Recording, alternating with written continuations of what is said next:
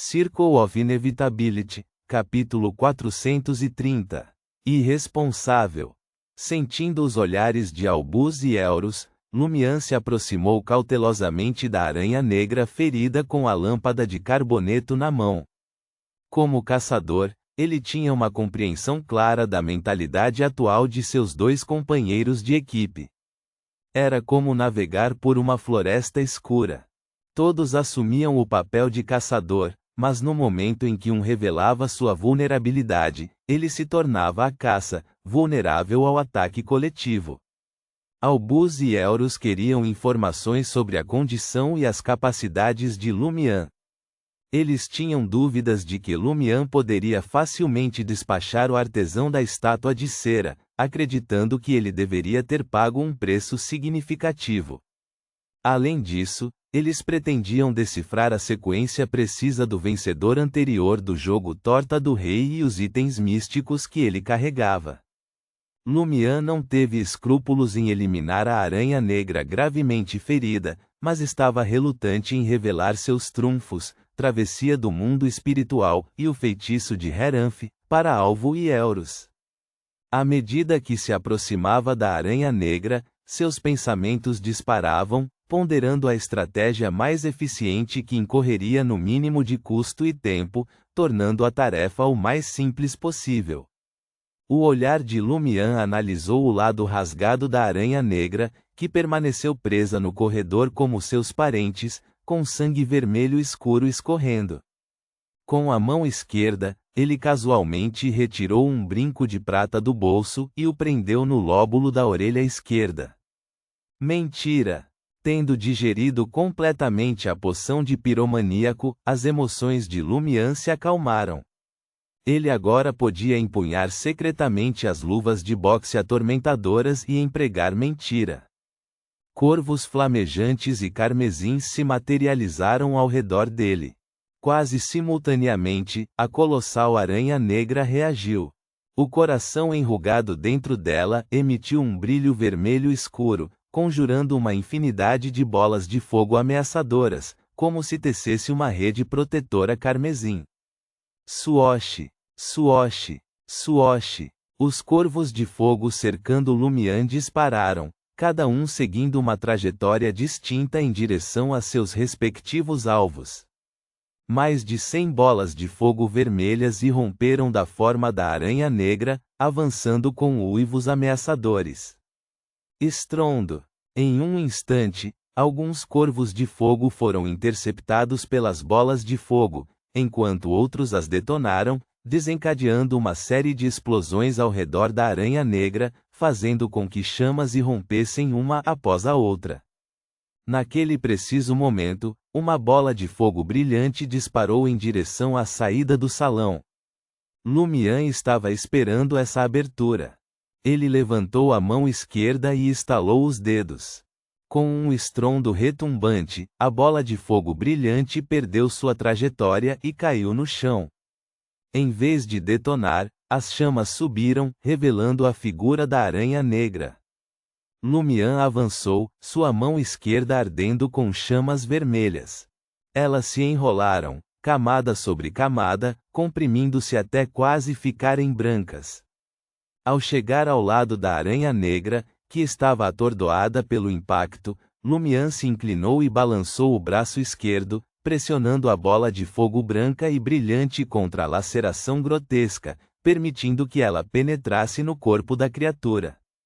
Em meio ao bater frenético de seus membros, a aranha negra mal conseguiu se virar. Lumian já havia aproveitado o momento para se inclinar para trás e rolar, aumentando a distância entre eles. Sua forma se materializou ao lado do mar carmesim criado pelos corvos de fogo e pela bola de fogo, distanciando-se da aura violenta da criatura. Estrondo. A bola de fogo incandescente detonou dentro do corpo da aranha negra. A incineração pode não ter sido visualmente aparente, mas a rápida expansão do gás rasgou a criatura Beyonder completamente, ejetando sua casca quitinosa junto com sua carne. A colossal aranha negra emitiu um grito arrepiante enquanto suas 8 pernas peludas recuavam freneticamente. Lumian não perdeu tempo, impedindo-a de recuperar a compostura. Ele condensou uma lança carmesim que brilhava quase branca e a arremessou em direção à criatura. A lança flamejante voou pelo ar, perfurando a ferida aberta e prendendo a aranha negra gigante no chão. A lança se desintegrou, incendiando suas entranhas. A aranha negra se contorceu algumas vezes antes de ficar em silêncio. Lumian não se apressou para se aproximar de seu inimigo caído. Ele se virou para Albus e Elros. Com um sorriso, ele removeu Mentira e disse: "Está resolvido." Enquanto falava, ele convocou dezenas de corvos de fogo vermelhos e os enviou em direção à aranha negra aparentemente sem vida. Estrondo! A aranha negra saltou mais uma vez, destruindo-se. Ele estava fingindo estar morta. Infelizmente, Lumian manteve distância e não caiu na armadilha. Ele sacrificou apenas uma dúzia de corvos de fogo. Os corvos de fogo carmesim restantes invadiram o corpo machucado da aranha negra, restaurando a paz nele. Ao testemunhar isso, Albus assentiu lentamente e admitiu relutantemente: "Nada mal." Elros observou pensativamente, sem oferecer nenhuma resposta imediata à proclamação de Lumian. Lumian se virou para a aranha negra imóvel, esperando que uma luz negra como ferro emergisse de seu corpo antes de se aproximar. Após avaliar a condição da aranha negra, ele decidiu explorar seu estado gravemente ferido. Fraquezas potenciais incluíam uma provável diminuição na habilidade de controle de chamas e agilidade. Portanto, ele ativou Mentira e aproveitou seus atributos de controle de chamas para combinar com sua própria velocidade e agilidade. A luz negra como ferro não convergiu para o olho da aranha negra como Lumian havia previsto. Em vez disso, ela fluiu para o coração enrugado e enegrecido embutido em suas costas como um riacho. Lumian parou ao lado de sua presa, intrigado com a cena que se desenrolava. Depois que a característica de Beyonder vazou, ele decidiu coletá-la antes de tirar qualquer conclusão. Ele removeu cuidadosamente o coração murcho, os olhos compostos pretos e as glândulas de veneno da boca, guardando-os em bolsas escondidas separadas e recipientes de metal. Não me diga que você é apenas um piromaníaco e não progrediu para se tornar um conspiracionista? Albus provocou.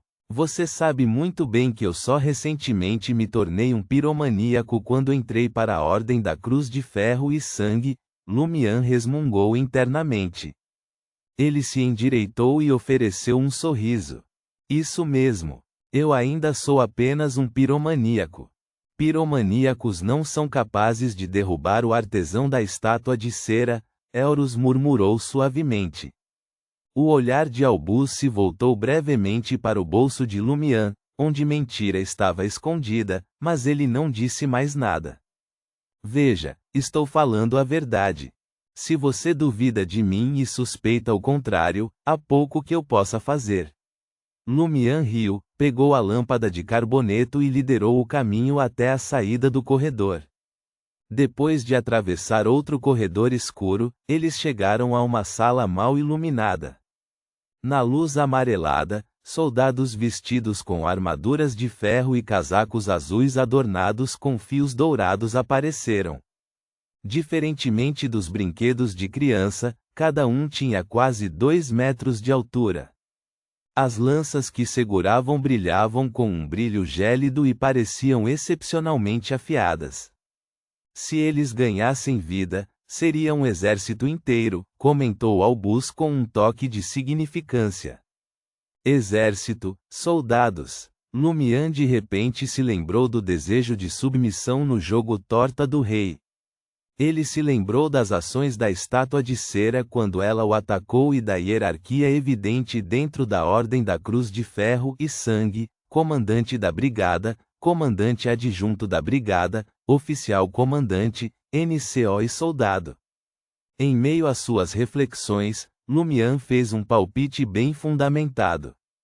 Os níveis mais altos do caminho do caçador poderiam envolver o exército, a obediência e a regimentação. As estátuas de cera lembram soldados aguardando comandos, assim como essas armaduras de ferro. Poderia um Beyonder de alta sequência do caminho do caçador possuir a habilidade de criar soldados especializados? O palácio subterrâneo do Castelo do Cisne Vermelho está realmente repleto da essência do caminho do caçador. Não é de se espantar que eu encontre criaturas desse caminho com tanta frequência. Isso significava que Lumian não precisava procurar. Ele apenas precisava entrar em combate para garantir as recompensas correspondentes. Que campo de caça perigoso, um que poderia potencialmente me tornar a presa, mas oferece ganhos substanciais. Ele suspirou profundamente. Lumian observou enquanto Albus Med invocava camadas de bolas de fogo brancas comprimidas e casualmente as enviava planando pela sala.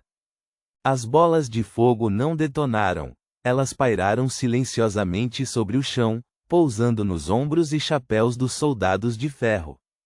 Depois que o trio saiu da sala, Albus transferiu a lâmpada de carboneto para a mão esquerda, levantou a palma direita e estalou os dedos, imitando Lumian. Estrondo, estrondo, estrondo. Na sala atrás deles, as bolas de fogo incandescentes se inflamavam uma após a outra, incendiando-se umas às outras e fazendo o chão tremer levemente. Explosão retardada. Uma das habilidades do piromaníaco, explosão retardada. Apesar do fato de que os soldados de ferro na sala eram feitos de metal, eles perderam seus membros ou componentes internos sob a formidável onda de choque. Alguns foram até mesmo enterrados sob tijolos de pedra como resultado do colapso da parede. Percebendo o olhar de Lumian, Albus abriu um sorriso satisfeito. Para eliminar ameaças ocultas, assim como você lidou com aquelas estátuas de cera. Achei que você não ousaria, Lumian respondeu com um sorriso. Ao testemunhar as ações de Albus, Lumian discerniu suas intenções. Ele ficou surpreso que o palácio subterrâneo do Castelo do Cisne Vermelho parecia possuir uma forma de mecanismo de autodefesa. Não importa quão potentes fossem as explosões ou chamas, seus efeitos eram confinados a uma única sala, evitando transbordamento. De fato, sem tais medidas de proteção, o Castelo do Cisne Vermelho provavelmente teria desmoronado há muito tempo, dados os monstros desenfreados que viviam ali. Lumian observou outro corredor descendente à frente. No final do corredor havia um par de pesadas portas de ferro, a superfície escura manchada por grandes manchas vermelhas, como se alguém tivesse jogado sangue nelas. Elros respirou fundo e avançou na frente de Lumian e Albus. Ela chegou à porta, pousou cuidadosamente a lâmpada de carboneto, estendeu as mãos, inclinou-se para a frente e exerceu força. Em meio a um som áspero, a porta preta como ferro se abriu lentamente. As pálpebras de Lumian se contraíram quando ele viu uma vasta extensão de luz de velas. O caixão de bronze do seu pesadelo refletia-se nitidamente em sua visão. Naquele momento, quase um terço das velas brancas que cercavam o caixão havia sido apagado, enquanto uma parte substancial ainda queimava intensamente. Na luz bruxuleante da vela, a porta rangeu ao abrir. Lumian rapidamente examinou a área, mas não encontrou nenhum outro indivíduo presente. Os 3 caçadores permaneceram parados perto da porta por mais de 10 segundos. Por fim, Albus Med se virou a cabeça e perguntou provocativamente: "Por que vocês não vão entrar? Por que você parou também?" Elros Enhorn perguntou em vez de responder. "Estamos esperando você assumir a liderança", Lumian respondeu com um sorriso casual. Este salão estava cheio de perigos e escondia segredos profundos. Naturalmente, ele queria que outros explorassem o caminho primeiro. Lumian percebeu que não estava sozinho pensando isso. Albus e Elros compartilhavam sentimentos semelhantes. Albus desviou o olhar e soltou uma risada suave. Já que vocês são todos covardes, eu mesmo terei que fazer isso. Com isso, ele abruptamente se ajoelhou e colocou as mãos no chão. Silenciosamente, duas serpentes de fogo vermelho dispararam em direção ao caixão de bronze. Ei! Os olhos de Lumian se estreitaram. Ele não tinha previsto que Albus agiria de forma tão imprudente. Atacar o elemento mais problemático sem conduzir nenhuma investigação? A expressão de Elros congelou enquanto ela instintivamente estendeu a mão direita, como se tentasse deter Albus. Ponto.